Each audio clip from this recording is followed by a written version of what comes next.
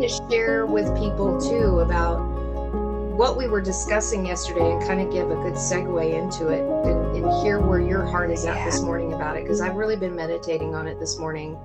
My heart's really soft right now because of it, because this is a huge topic. I got my Kleenex there ready. May be tears, which is my blanket. Pretty normal for me. I should have. I'll just have to use my sleeve. I wasn't that, like, I got my water, I got my coffee, I got a notepad, and I got a pen, but I didn't grab the So Kleenex, yesterday, okay. Carrie and I were having a conversation just to bring everybody into the mix. We were just kind of talking and rehearsing, going over what she had just had an epic encounter gathering in Creedstone, Colorado, right? Did I get that right? Crestone. Yeah. Crestone, yes. And it was just a journey, and we were just sharing about that and revelations. And I just got back from, I'm not calling it that name, from the meeting in Florida.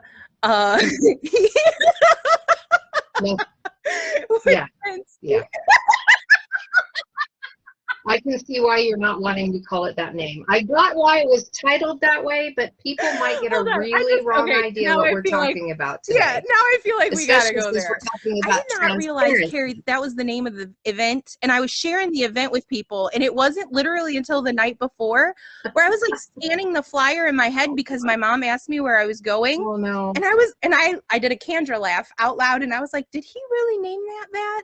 And then my dad was like, what? My dad was like, I'm watching your kids so you can go to a sex cult. Well, and I'm like, yeah. No.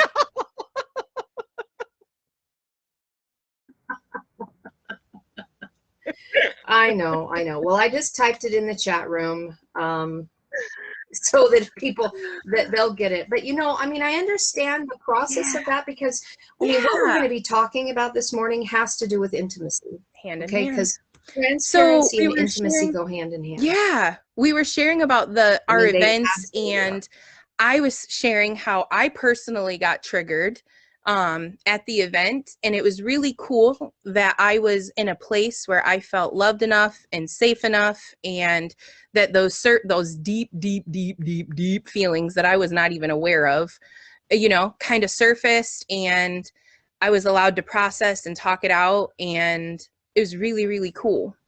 And since I've been home, I came home from this glorious meeting, and there's a lot of emotions, but then I rolled right into my grandpa's memorial, Aurora's birthday party, and I've just found myself in some places feeling like stuck, the tug of war between the natural realm, like I feel like I need to get a job, I need to do this, I need to do, and the spiritual realm, and walking this thing out. And I found myself in some really lonely, hopeless places this week. And I don't usually share that kind of stuff on Facebook. Yeah. And I really felt that I was supposed to, because other people need to see that I struggle too. Yeah. And so exactly. Here it is. I struggled too. I felt hopeless. I know a lot of people love to listen to my laughter and the joy. And the truth is sometimes shit gets real, and I get stuck in my emotions and in those places. And that's where I'm grateful for the body. I've called Nicole Kegel at like 2 a.m. Like I just need to talk to somebody. So I'm grateful that God has put me in an amazing body where I can now have these real conversations and open up, and I don't have to suffer by myself, and in the short time that I've met you, Carrie, God's really opened up and connected our hearts in a way that we can be real and honest. Yeah. That's really where the nut of it lies. I mean,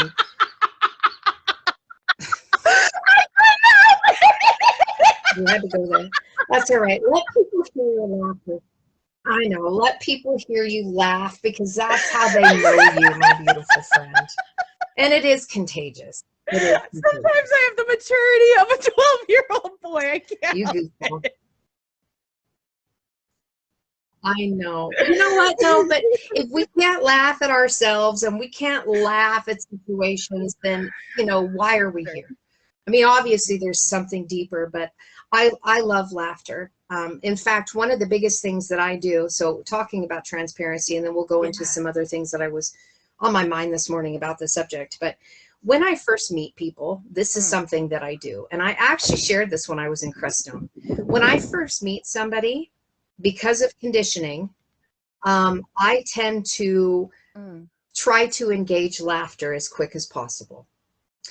Making a joke or acting funny or being goofy or being zany, because there's something in my conditioning that I realized if I could disarm people, and I mean, this was a learned behavior from when I was really young, because I have people come to me and go, "You are so funny." And I'm thinking, no, I'm not.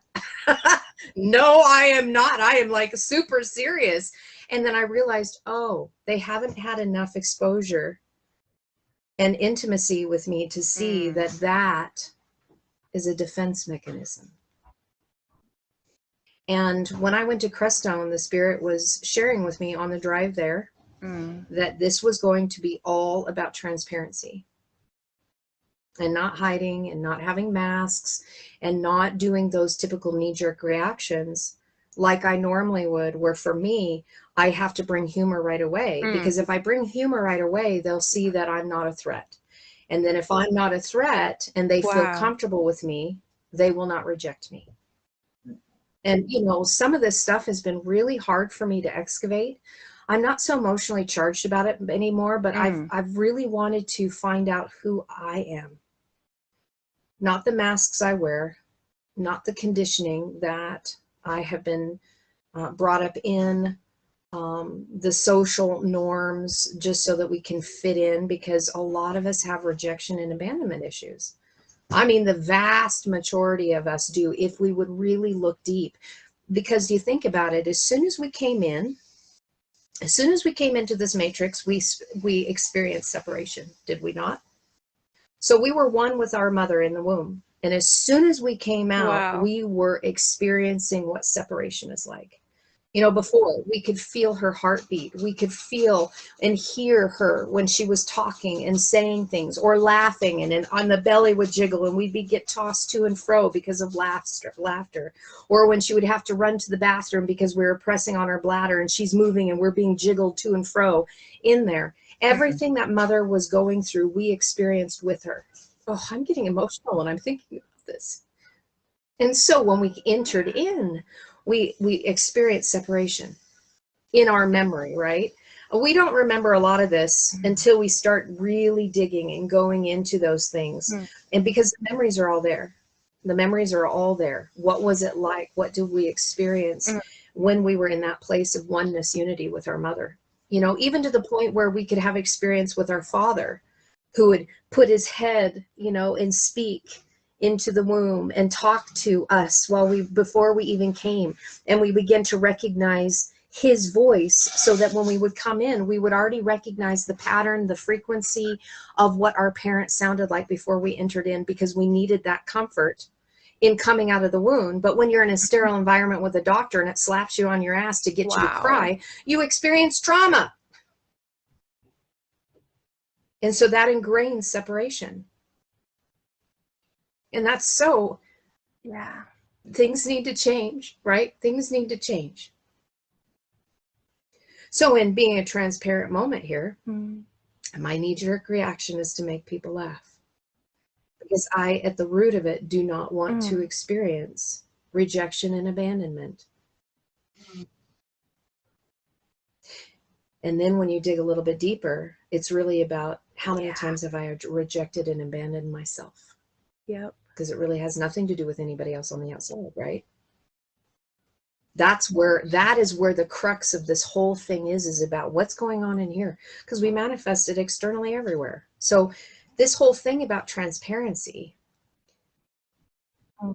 I've been connecting it with the word intimacy. And so again, the name of your retreat that you went to with Daniel, David, I am, and the rest of the crew that were there, in what our heart is crying out for. And, you know, my gathering that I was participating in being able to share from the heart level, different things that were going on, so that we can begin to truly feel and connect with one another from the place of the heart. Because really, if I continue to wear my mask around everyone, that I'm just trying to make them laugh, all it is doing is exposing my uncomfortableness. Because I don't know if whether you're going to hurt me or not. Are you friend or are you foe? And really, that's my question. Am I friend or am I foe?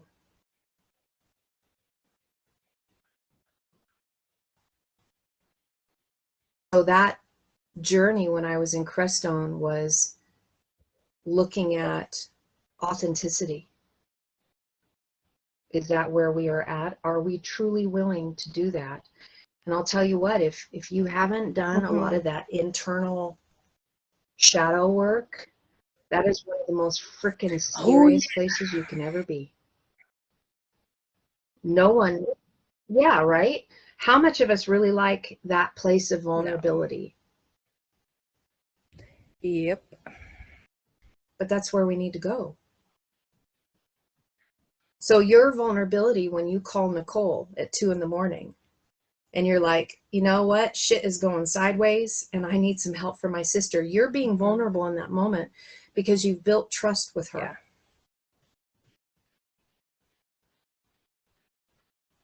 But how different would the world be if we actually built the trust within us so that it was automatically granted in every person that we met? That statement makes me want to do the work all the more, so that it's not just me that experiences that, but it's for everyone. And it can be at such an instant level. Exactly. Exactly. Because it's really up to us to be able to change our external world. And, you know, I was having this discussion with my stepson this morning, because, you know, to a degree, we're all struggling and realizing that our journey is not individual. Okay, so we walk individually when we're dealing with our own like karma issues, or if we're looking at past lives and we begin having those memories. Of course, you know, that's very individual as we're working through those things. But if we continue to look at it as an individual journey, we are never going to connect in oneness unity. We're never going to, because we're going to continue to separate ourselves, right? Like, you don't know the journey I've been on, and you don't know what has been shown to me. And it's always like separate, separate, separate. Yeah. When really it's like, I need help with this shit, okay? I just got a memory back and I'm working on this, and I need some, can you please hold my hand? Because I am dealing with some really rough stuff. Even if the full memory doesn't come back, if there's an emotion, if it's in a feeling, because it's all and will always be about the heart. I can't, that's why we're talking about transparency. I want to see you, Kandra, from your heart. I don't want to see your avatar. And I don't want to see the stories and the narratives, although those things help me connect to your heart. But I don't want to see through fractured lenses anymore. Because all that pain, all that suffering that we actually inflict upon ourselves, let's just call it and let's be real. We're inflicting upon ourselves because there is no judgment outside of ourselves, is keeping us from being able to see each other properly. Why there's no trust. Are you friend or foe? So I'm going to start making you laugh right away so you instantly like me. Because if you like me, then you're not a threat.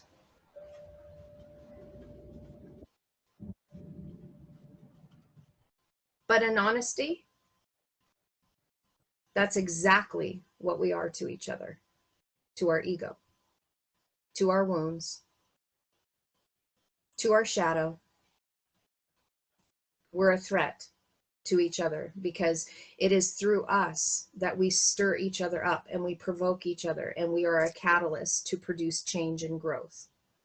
So that the true light, not the manufactured light, right? The manufactured light that masks itself as religious ego or spiritual ego, that I got all my shit together and I'm perfectly fine and I'm content and I'm happy, and oh, look at all that evil over there, or making your light such a false light because you can't bear to look at your own shadow, and so that's all you're seeing. And then people who've done the work and they come into your life, they can see the fraud because they recognize the place that they were once at, that they've been working on, and it points the fraud still out in them, right? Mm-hmm. It's like, oh, I see that in you. Mm-hmm. I still have some of that in me, but I'm not going to judge you, because the judgment is all meant for us on the inside. Mm-hmm. There's nothing about the external at all. Nothing. And until we can get there, until we can recognize us in our mirrors, we are never going to be able to understand the power of being transparent, the power of being authentic, and the power from living from the truth of our heart. Yeah. Not your truth, not my truth, the truth. Yeah. The capital T. That we are one love. Any thoughts on that? Because I do want to share some things about what happened in Colorado, and kind of some of the things that we shared about permission. No, my heart's just oozing what that and looks flowing. Like. Have at it. Have the floor. I'd love to hear.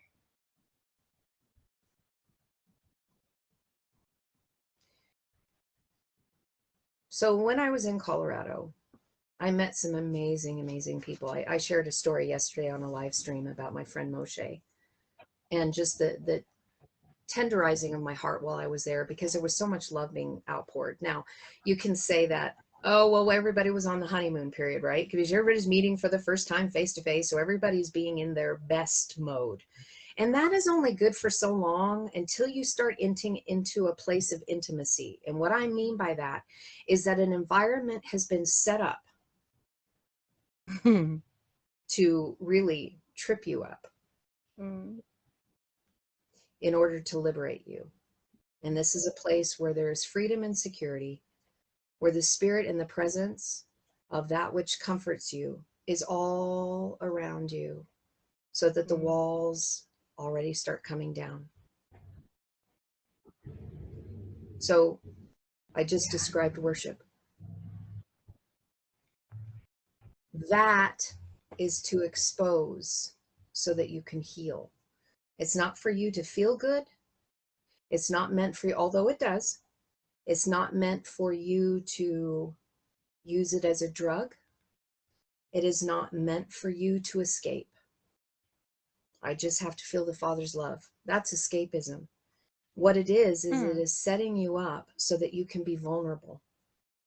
And what happens when you provide an environment for that, it doesn't have to be music, but it's pretty amazing when you have certain tones and certain frequencies and languages that have a vibratory frequency that is coming through, that is directly connected to not only your DNA, to your heart, how the walls come tumbling down and the realness of you starts getting exposed. And you will see a couple things happen.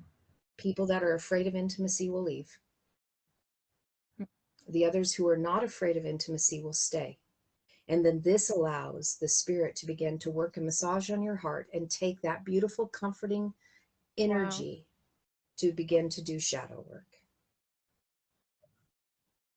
So in the process of that, we didn't start the week out like that. It's like when we went and we decided to come together as a group, all we did is we were like, well, we're going to have a loose gathering here, right? So we're going to meet from this time to this time. We're going to have some play days so we can go see what's going on in Crestone and see waterfalls and see sand dunes and go do some portals, some energy portals, and just have fun as family.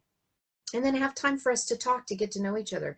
But we also had some loose gathering, and it was the Holy Spirit. We was like, the Ruach HaKodesh, we were allowing room for the ministering spirits to come in and aid us in whatever needed to be done for whatever the gathering was about.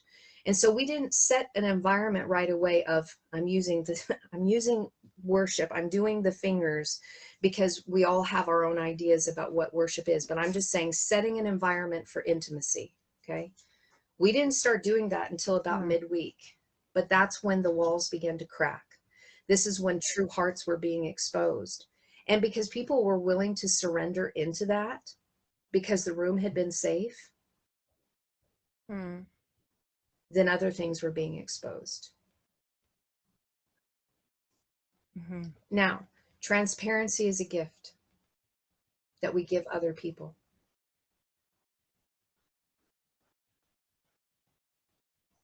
And it can be scary.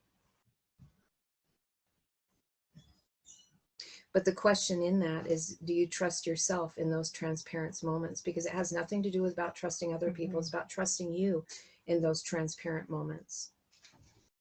So let's go back to conditioning here. A lot of us have been conditioned in the social normal acceptance to not make people feel uncomfortable. I mean, I have said this, and I've had several conversations this week with people that have said, I just don't want to make people feel uncomfortable.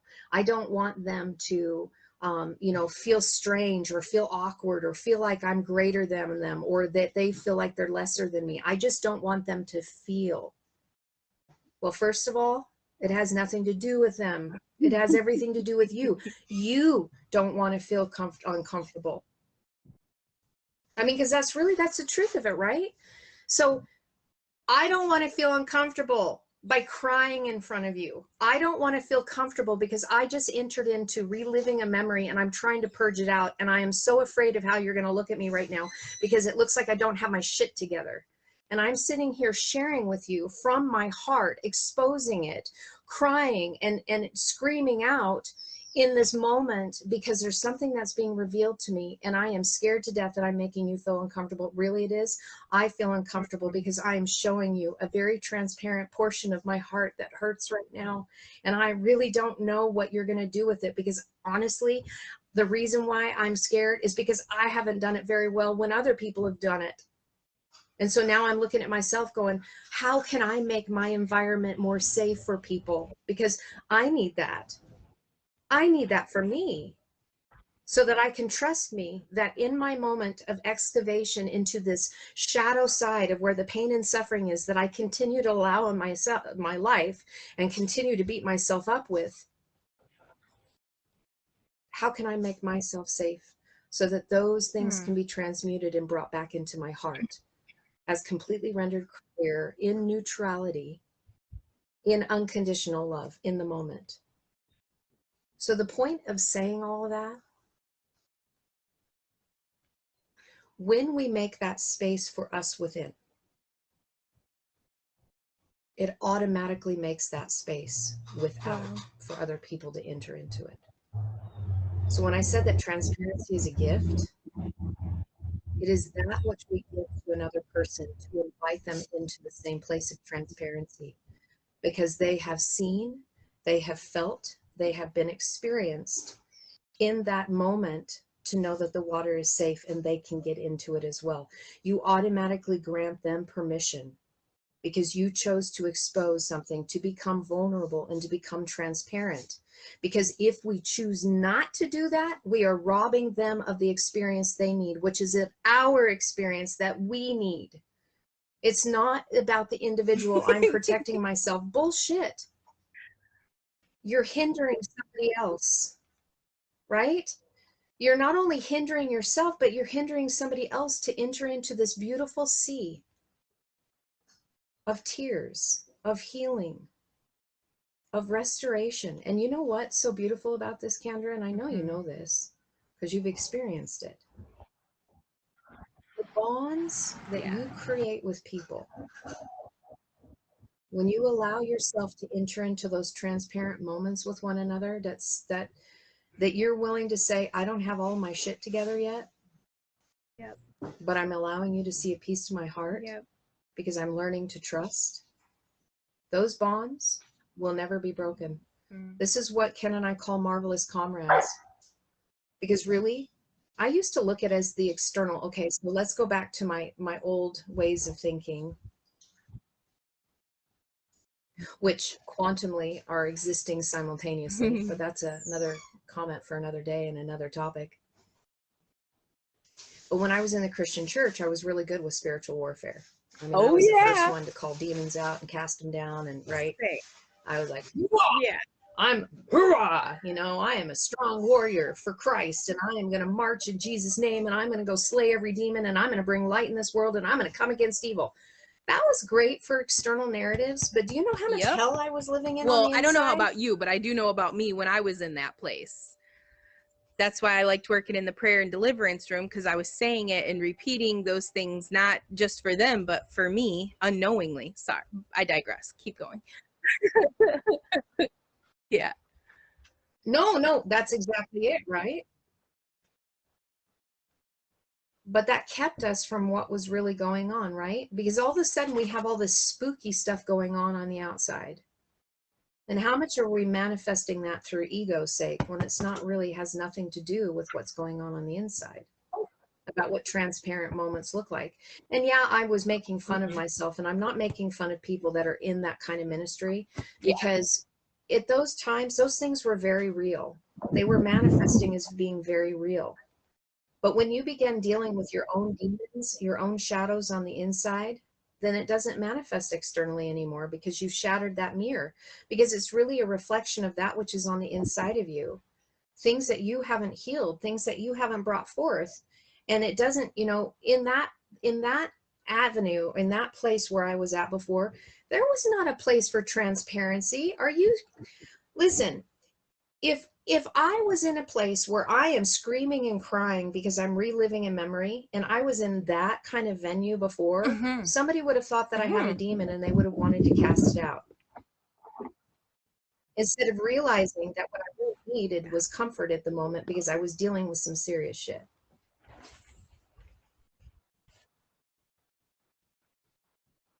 So being transparent and making these safe places for us to walk together through these, we can no longer block each other from that by withholding it.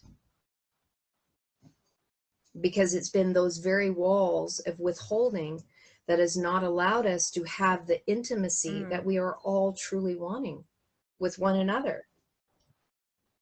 But if you don't experience it on the inside, if you can't have these intimate moments with yourself and being truly real, I'm going to be transparent here, okay? So yesterday, I had a request. And I'm going to be really open and transparent here, okay? I'm going to be really open and transparent, and this is going to cause me to cry.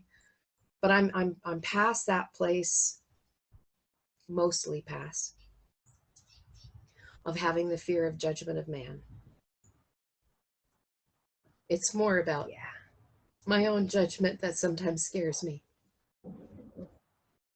Because my heart is really about love, and about loving everyone unconditionally, including myself. So here's my transparent moment. Of my beautiful friend Brandon, who I was so excited to meet face to face in Crestone. And we had some amazing conversations, and I mean really heart to heart, transparent moments. And because we chose to come to that place and just be there, you know, not the knee-jerk laughter, let's have a good time. Like, no, we are going to be exposing the rawness, the raw side of us in some certain issues. And so it automatically brought that place of transparency and intimacy that doesn't normally get afforded when you're on like a live stream like this, right? Unless someone chooses to make that place happen, and then you can be transparent, knowing that other people are viewing you and not giving a shit. Come on. Because they need to know that it's okay to be transparent too. Your so here, I'm procrastinating here. Okay, so here goes. So we began talking about some things about the Native Americans with the Hopi prophecy and whatnot, because there's some strong calls that are going forward in that for the healing of the nations to happen, really, right? Because it's so we've got this microcosm of coming together, you know, in a smaller sense. That's why these gatherings are happening, but really it's on a macrocosm level. So we begin having these discussions, and Brandon and I are talking. He'll either be watching this, or I'm going to post this, so he'll know exactly what's going on. And if you read my post on Facebook last night, I've done 2 of them. You'll know that this is stemmed from that, because I was having my own wrestle yesterday with this. So when we were in Crestone, Brandon was saying that when we go to the Hopi, or when we're called, and it really is a time where we're sitting in front of elders, that it's not time for me to go letter by letter through the Hebrew and Aramaic and show them words and letters. They're storytellers. Everything for them is being passed down through stories. So unless you can communicate through a story,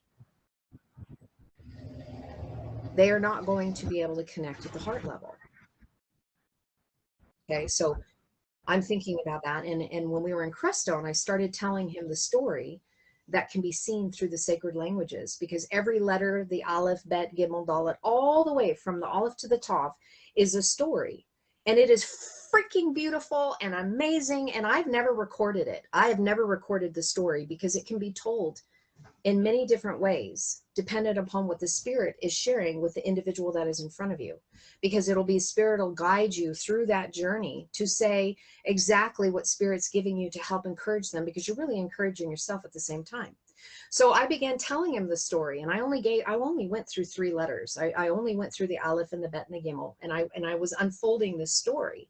And Brandon's like, yeah, exactly. And I said, because I told him, I told him that I love the minutia. I love the letters. I love breaking it down. And I wasn't so sure that I could tell the story.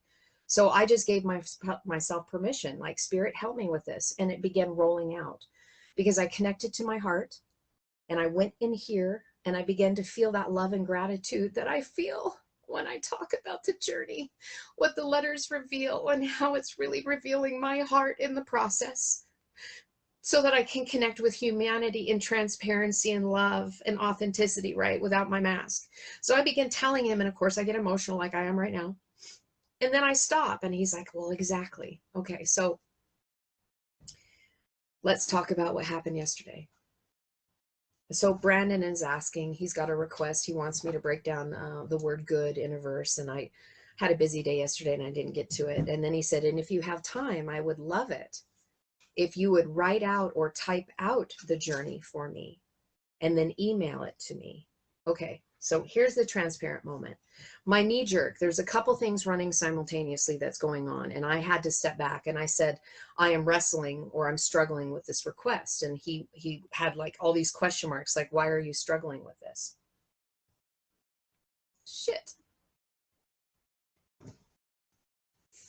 First of all, spiritual ego rises up, right? It's like, because I've dedicated 6 years of my life to go through these sacred languages, and it's literally cost me everything. And I'm not, I'm not saying that for somebody to pat me on the back. I mean, it's just reality. It's literally cost me everything. It's cost my husband everything.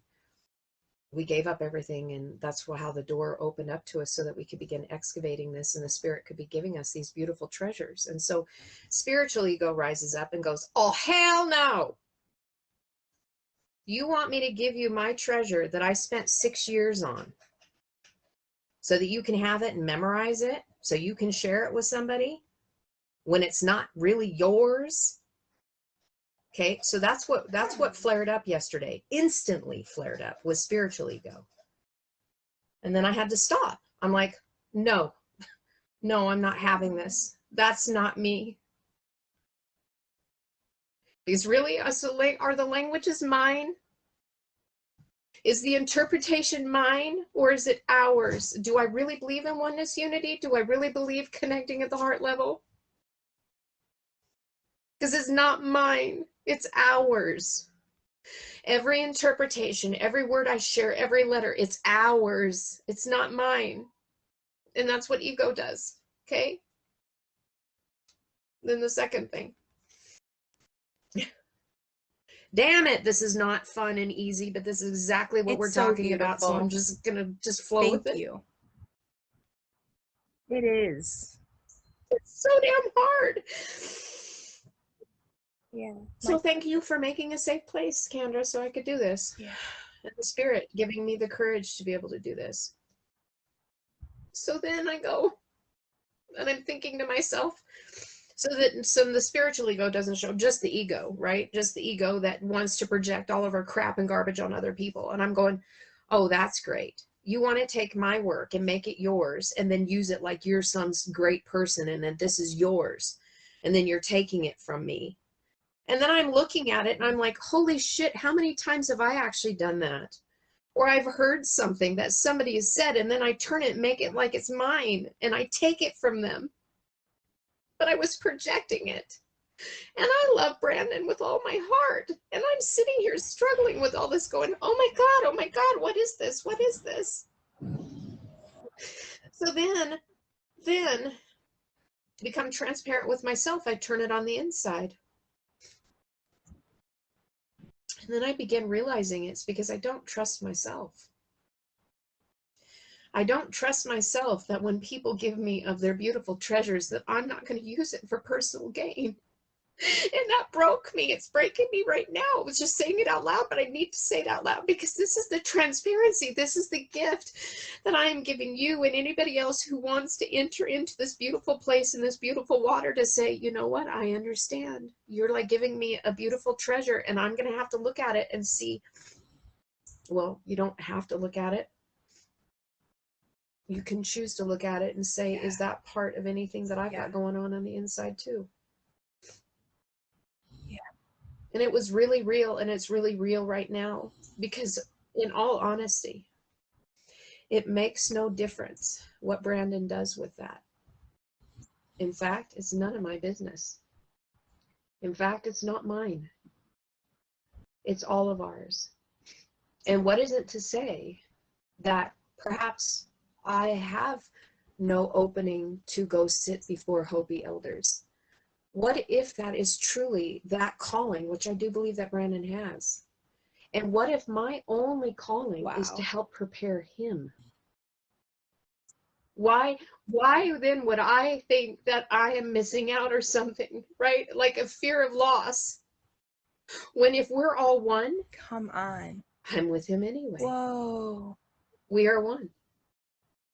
And so this separation that happens when our ego gets in the way and we're not willing to be transparent, we keep putting up these freaking ass walls that say, you know, no, you're going to take this from me and you're going to use it and you're going to abuse it and you're not going to give me credit. Why the hell do I need fucking credit? I don't. My ego does.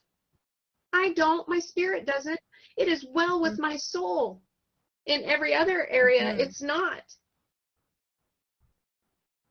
And this is a part of shadow work that is so hard because when you look at it, it's like people go, oh, you're so loving and you're so beautiful. And then I come into these things and I see this part of me and I'm like, oh my God, really? Really? Yeah. But then I can get on the other side of it and go, thank you. Thank you, self, for being transparent because I see you and I love you regardless. I don't judge you. I'm not shaming you. Thank you for showing me this side of you that is scared shitless to face some of these things and for being brave to bring it forward so that it can be neutralized and so it can be loved back to life instead of being scared to death. Yeah.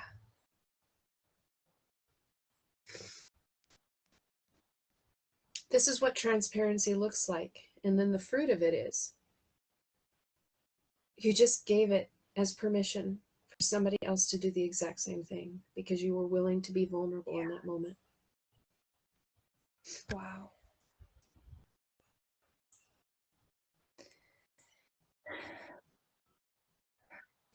Should have had a box I would of love Kleenex. to. You want to hand me a hanky?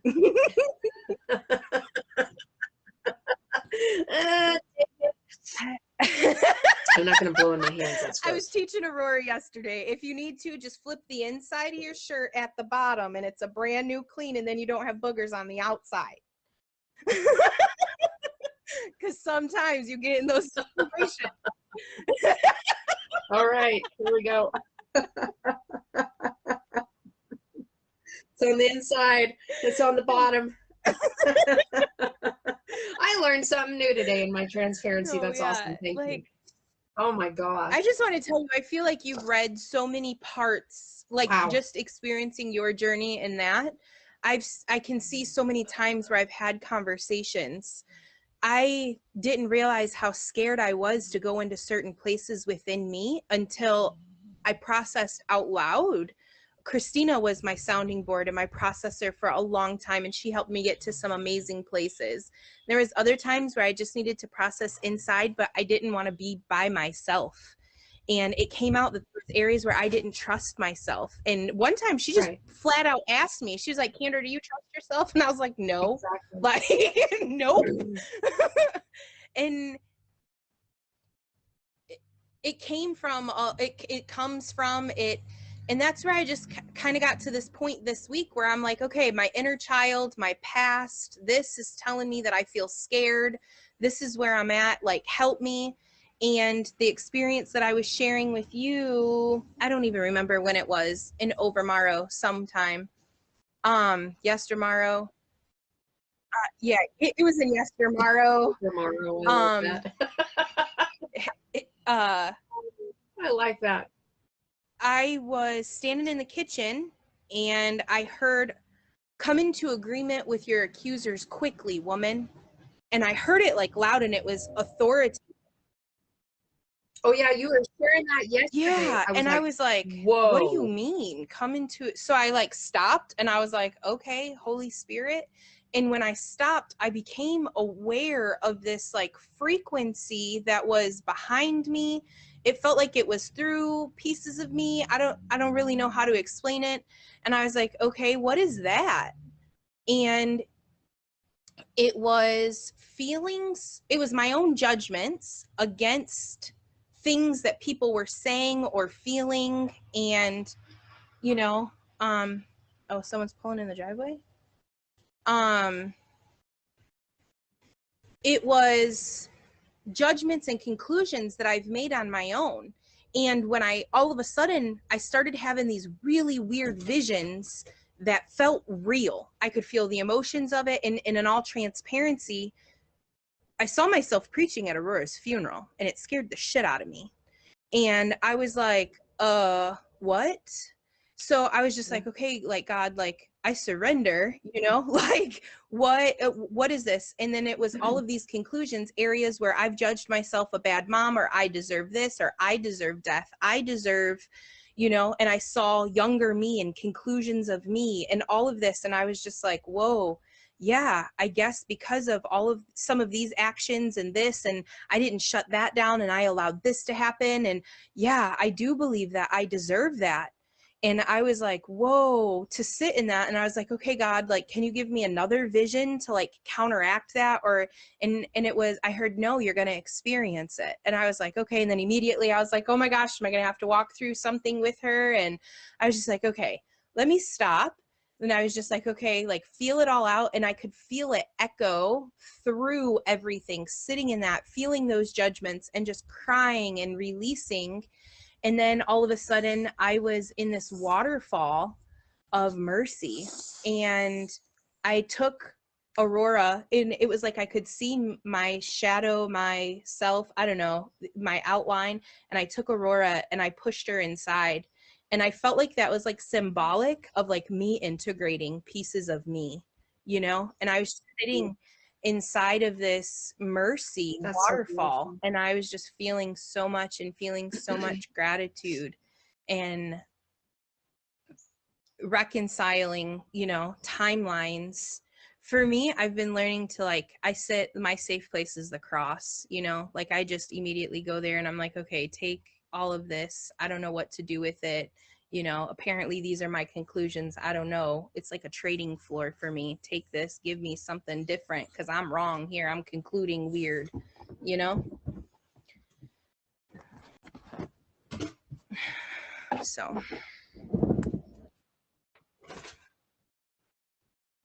Well, I think that really, from me on the observation of what you just shared, is that you were able to see things about yourself so that they don't manifest externally. So yes, thank you. So yesterday, after our conversation, you know, because I've been, you know, digging, going deeper, further with it. And I even recorded a little video because I was like, wow, I started thinking about goosebumps in our body in the natural, and the muscle that pulls up a goosebump that makes those little pimple like is called the erector pili muscle. Yeah. It's called an erector So I was pili. like, that's fascinating that Yes. it like erects, you know, like it stands up. And I was thinking about when we hear something and we do that on the inside, we engage that defensive posture. And I was thinking about it putting up these walls. And then I started, you know, rabbit trailing. Is that what the walls of Jericho really are? And you got to circle it with the promises and the word of God to make those things fall down. And then in the book of Revelation, in the Mirror translation, it talks about these mountains being up that need to be reparented. And the song of the eternal gospel is being sung from the Father to these mountains. And I was like, holy shit, is that when we like go through these other experiences to counteract those mountains that we've erected within us? And is that what it means when Jesus said that there was no sin found in him? He knew who he was inside and out to such a place that any judgments, accusations just flew right through him. Nothing could stick. Because I was later on, okay, so that was that. And then a little while later, I was having a conversation face to face with, in the natural, all of those things that I was feeling were coming at me through a conversation that I had with someone. And he was like, I just need to set the record straight. Like, did this happen? Did this happen? And I was like, whoa, if I would have not been in a place to forgive myself and allow all that stuff to settle earlier, I wouldn't be able to face my accuser now. You know what I mean? And just let him share and feel and process. And it was a trip because I was like, what happened in the spirit literally happened like hours later in the natural. And yeah, that was a lot, but No, that was really good. That was excellent because, you know, we are going to be experiencing things in rapid fire now. This isn't like an elongated process anymore. We are being squeezed. And so it's best when Spirit tells us to do something and we hear it, that we embrace it immediately. There's no him-hawing. There's no, you know, it's do it now. We are in the now season. There's an Aramaic phrase and it's hashadin. I heard it a couple years ago, hashadin, hashadin, hashadin. And it's like the revelation of the fire is coming in order to reveal judgment. And again, adjudication is internal. It's not external. So if we're all waiting for the world to be judged and we're waiting for all evil to be squelched, you must realize that you are of good and evil on the inside. So stop wishing for that on the outside because you're calling judgment in on the inside. So I wanted to actually share with you, we're talking about how there was no sin within Jesus, within Yeshua. For some of the people that may not, who are going to listen to this, may not know some of, you know, where I'm at with the Hebrew and the Aramaic. The Hebrew word for sin is chata, and chata is a het, tet, aleph. And in a real quick breakdown, it means anything that separates you, that you wrestle with on the inside, that keeps you from entering into oneness. That's sin. But there's always a resolve in the letters. So in your separation, look for the place of life. So that which you wrestle in your heart, you can connect to through the covenant of completion and enter into oneness unity. So in transparency, we're wrestling on the inside of the sin that keeps us separated. So like I was saying, so my knee-jerk reaction, I'm like funny gal. I'm making jokes. I'm making everybody comfortable. That's not me. That's my freaking mask. And it keeps me from entering into oneness unity because I put the mask up because I don't feel comfortable within my own skin and with what's going on in my own heart, that I don't want to share it with you. That mask when I put on and I try to be the funny girl is sin. I don't care what the English translations say sin is and sin is not. Those translations are bullshit anyway. They were poured They are. I'm sorry. They were put forward in the 1500s, and we are in a completely different place and different time, and that's not what the sacred languages Yeah, say. that's not I've what been Holy through Spirit taught me thousands of either. That's verses, where I and had I'm such always a hard appalled. time, but that's, yeah. No, and so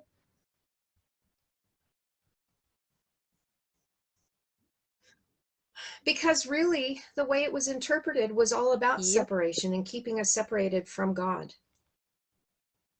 and separated from one another. So therefore the way it was written was embracing sin. Now I know for some people they're really going to get flared up when they hear me say it, but before you start throwing stones and sticks and hurtling insults this way, Yeah. why not take a dive in the sacred languages and see it for yourself? Because it truly is life altering and life changing. So while you're moving through, I'm going to share. I want to share the Hebrew word trust with you. It's the word batach. Batach. Now it's interesting because just like chata, it has that letter het in it. And so there's something that has to do with separation, but there's also something else that has to do with life. So the word batach, I'm just going to give you, I'm not going to go and break down the letters for you. This is not a teaching session of teaching the letters. I'm just going to share with you spirit interpretation. Batach. The word trust. You are in the inside. You are wrestling within your heart. And it's keeping you separated. Mm-hmm. Trust. On the inside, you are wrestling within your heart and it's keeping you separated. But the resolve says, on the inside, build through that which you wrestle so you can connect to it to bring forth life. So when we don't trust, okay, so let me back up real quick. Every Hebrew and Aramaic word is dual in nature. In fact, I had a woman a couple weeks ago and I was like, wow, you're welcome, Nicole. Wow, you see it. Because she said, so she sent me a word and she private messaged me on Facebook and she says, I don't get this. Like there's two different definitions and they oppose each other. Like, how can this be? How can this be? Hebrew and Aramaic are the languages of duality. And they are given to you in order to bring forth a resolve into neutrality so that you can reconcile the differences within you into a single moment of unity so that you can become one with the Creator, so you can become one with one another, no longer being divided, but being single-minded and whole and healed as fully restored, the restoration of all things, which is right here.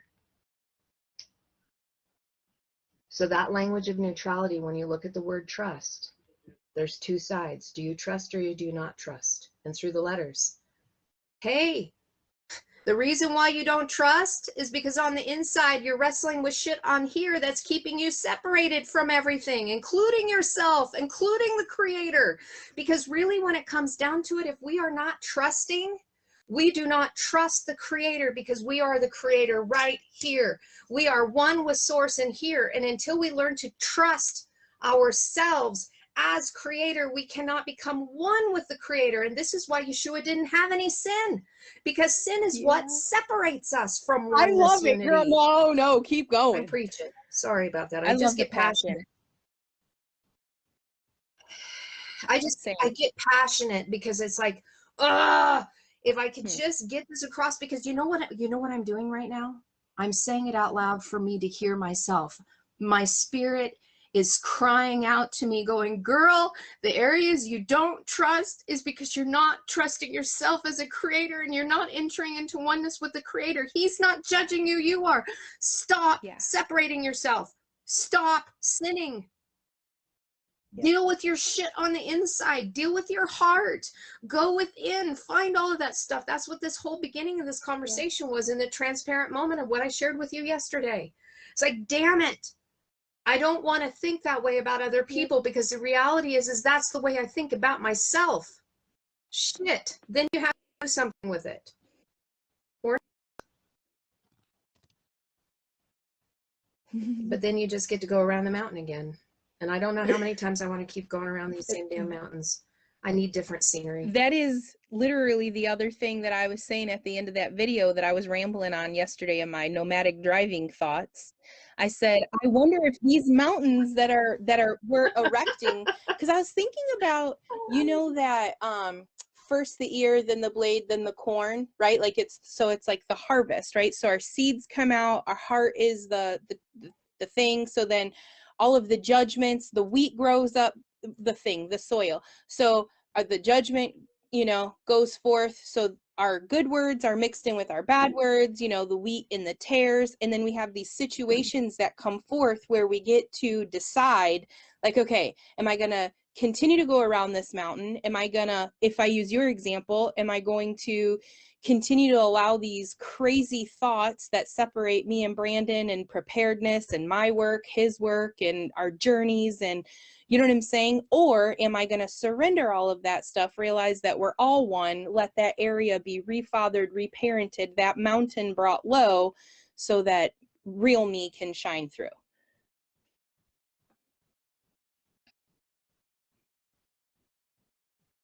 Exactly. That's what transparency is all about, by the way. So even with the etymology of that, so I know. So in helping land this plane, because I could talk for hours, but you know, people have already been listening to us for an hour. So whoever is still here, thank you. I mean, you've given us a precious gift of your time. Yeah. And hopefully you're leaving with some good stuff today. And feeling a little bit of heart change within yourself, because if we're not doing this to help aid you, then why the hell are we doing it? Yeah. Because really every time I help myself, I'm helping you. So there was a couple words that I was thinking of, more Hebrew words, because again, one of my love languages, I've got two of them, but one of them is words of affirmation. So every time I go into Hebrew and Aramaic, they're a love letter to me. Oh, they're so beautiful. I mean, it's a beautiful love letter, because you know what it's doing? It's revealing me to myself. Like I don't need to have somebody else tell me that I'm fantastic or I'm sweet or I'm wonderful. It's like, that's all external stuff. And yeah, it makes me feel good, and it does, you know, it massages my heart, and I feel loved. But really, when you can excavate this on the inside and who you really are, these are love letters that say, look at you. Look at you on the inside. And every time one of those epiphany comes in, then I can take that epiphany in that moment of who I really am. And then I have the strength to go in and deal with the shadow. Because ego loves to take our shadows and beat ourselves up with it, right? The accuser of the brethren. Want to beat up, oh, you're not really that good, right? That's when I was saying on some of those things about trusting, and then like, oh my God, that's really what's going on? Holy shit. I don't like this. And then the love letter says, but that's not who you are, beautiful. That's not who you are. That's an experience. That's all it is. It's an experience. So the word with transparency is zakak. Zakak. And I actually am going to share with you just the definition of this. The letter is, so if you were to put it and translate it, it would be Z-A-K-A-K, zakak. And this is a word that means to be, oh, why are you doing this? My computer is really ticking me off right now. That's right, I found it. It came up. So it is connected with transparency, but listen to this. Wow. To be transparent or clean. To be bright, clean, pure, shining. So we have heard many times about the clean robes of righteousness, or being made clean. This is connected to transparency. So when we're not willing to be transparent within ourselves and then share that with other people, then we are blocking the ability for our light to shine through and their light to shine through. I don't know about you, but that just looking at To be bright, clean, and pure has to do with us being transparent in that which we say and what we do and what we think, by exposing ourselves to the truth of who we are and dealing with our shadow, because our shadow is not the truth of us. But in that moment, there's this beautiful divine exchange that happens, that you can get to see you. Yeah. I am not my shadow. Yeah. It is part of me. Come on. But it's not the fullness of who I am. It's part of my journey. And I treasure those shadow moments. I honestly, I treasure the pain and the suffering because I can transcend out of it by transmuting it into this beautiful place of transparency. Now, these letters, Zayin, Kaf, Kaf, this is incredible. This is so amazing. The Zayin means a sword and a plow. And the letter Kaf means to grasp a hold of power, but it also means to wean and ripen and tame and yoke. Okay? So it's Zayin, Kaf, Kaf. But the last Kaf is in its fallen self. It's in a fallen nature. It's called a Kaf Sophit. Don't get tripped up by the letters, because if you guys don't know, just throw that aside. Just listen to what I'm going to share with you. Every single word has a center. And in the center of every single word in Hebrew and Aramaic thought is particularly dealing with your heart. Right here. So when I look at this, what this word is telling me in the process of transparency and becoming pure and clean so that light can shine through, it is saying, when you allow the sword and plow within here and you grasp a hold of the power within your heart, you are going to take that and begin to deal with the areas where you have fallen, so that you can empty your cup out and be fully restored as one who is clean, one who is pure, one who is transparent, so light can shine through, if you allow it within here, because this is where the true power lies. Beautiful. That is amazing. That is like transparency. And then one more word, the word intimacy, because these are words that we're naturally outflowing. But I knew Spirit was going to have us talk about this. And so earlier on, it's like, well, take a look. Let's share some of these things about the sacred languages here, because that is my heart and my passion. It's the word sod. Anybody in a Hebraic thought, or if they've had some introduction to Judaism or even Messianic Judaism, know that scripture can be seen in 4 different layers: the Peshat, the Ramirez, the Peshat, Ramirez. The deeper level is called, doesn't matter. That's spiritual ego going, ooh, look at the information I know. So cool, settle down, spiritual ego. Nobody gives a shit. Okay. The deepest level is sod. The deepest level of sod. And this is when you get into the mysterious, the esoteric side of the language, which really fosters the path of mysticism. Okay. So becoming a Christian mystic, or just being a mystic. And a mystic just means divine experience, or experience with the divine. Okay. So anybody who has had an encounter when they're worshiping, guess what? You experienced mysticism. Get over the term and stop judging yourself that it's something from the devil. Okay. It is divine, inspirational experience. That's what mysticism is. It's not a spooky word. Stop dividing yourself from it, or else you're going to keep yourself from having amazing encounters with source, with creator, so that you can reveal who you are. Right? Reaching here. So sod is this beautiful level of scripture that when you take into, now listen to what this word means, if I can get it to pull up here. I can tell I'm getting filled up and emotionally drained at the same time, because I've really tapped into some deep wells in my heart. Well, I'll let you know what the letters are. It's Samek Vav Dalet. And Samek Vav Dalet, the letter Samek is a place where you are surrounded and propped up and supported. You're hedged in with the shield of thorns. So another way you can look at it is like the sheepfold. You know, I am the good shepherd. I am the door. Yeshua gives us this place through his teachings not through the English, even though you can get some stuff out of the English. Yeshua provides a place for us in which intimacy can happen, in a place where we are in the sheepfold, where we're protected and we're hedged in and supported. But this letter also means the signet ring as well as the wedding ring. We've heard a lot about being bride, but we've never heard enough about becoming the wife. And this is a maturation, because the wife is one who is married, both the divine masculine and feminine within them, and they move from the bride status of being set apart into entering into oneness unity, where they are given the signet ring and the wedding ring of completion. The next lever is a vav, which means connecting and expanding at the heart level and being pierced.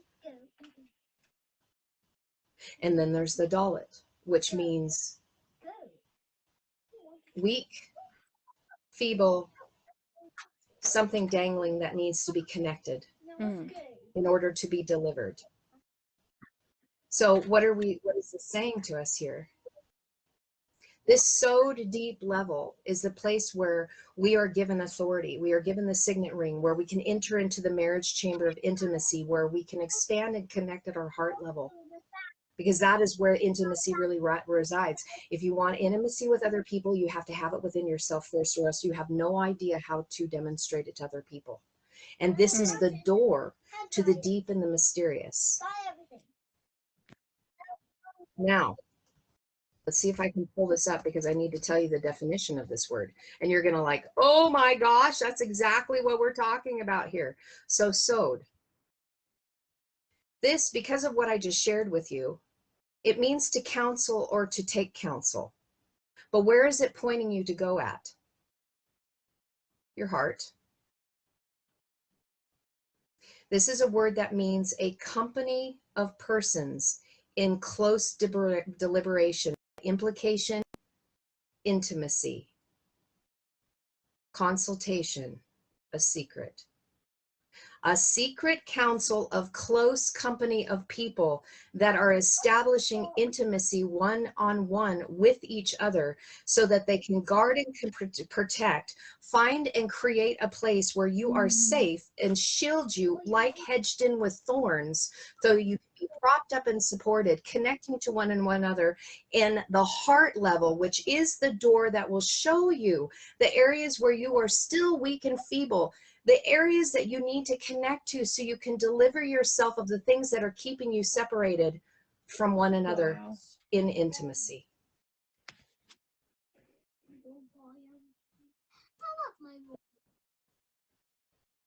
That's why I love the sacred languages so much, because it lets us know what we need to do for that which we're calling out for. Because deep calls out to deep. And get this, the word deep, it's amach. It's ein mem kuf. Ein mem is the word that means people. It means tribesmen. And when it has a kuf added on the other side of it, it means those who are willing to compress light in the circle of time by walking the narrow path between the light and dark, by rendering clear which is hidden in order for it to be revealed in the circle of time. That's what kuf means. So these are people that we are walking with in order to bring this together in unity, as deep calls out to deep, living from the heart level. Those who have the ability to see, that still recognize that they have chaos on the inside of them here, but they want to walk together and compress light together. And that's why deep is calling unto deep. That's why we're gathering. The surface letters are the English translation of the Bible. The deep sewed mysterious is where we get into the Hebrew and the Aramaic, and realizing that the entire narrative is about your inward journey. And that's where transparency, that's where intimacy comes. And this is where we give people permission to enter into that same place with us, as deep calls into deep. I am wanting to go deep diving with other people. There are so many that want to live on the surface. Let them live on the surface. Let them be there, because eventually they're going to be called into the deep as well. But by then you are going to be so experienced in being a deep diver yourself that those that are starting from the surface dive position that start getting scared, you can grab a hold of the hand and you can be that shield of thorns for them and say, let me help make a safe space for you so you can explore and know that everything's going to be okay. Let me provide that transparent place. Let me give you the place where intimacy resides and dwells and expands so that you can see the depths of your own heart and how beautiful you truly are right now in this moment. It's okay to take off your mask. It's okay to be authentically you. It's okay to cry. It's okay to be angry. It's okay to be frustrated. It's okay to be overwhelmed. Because I give you permission. Because some of us just need to hear that. So that's what was on my heart to share today. Yeah. I'm like so in that. I find myself at a loss for words, just encountering and feeling all of that. It's beautiful. Thank you so much, Carrie, for coming on and sharing your heart and exposing all.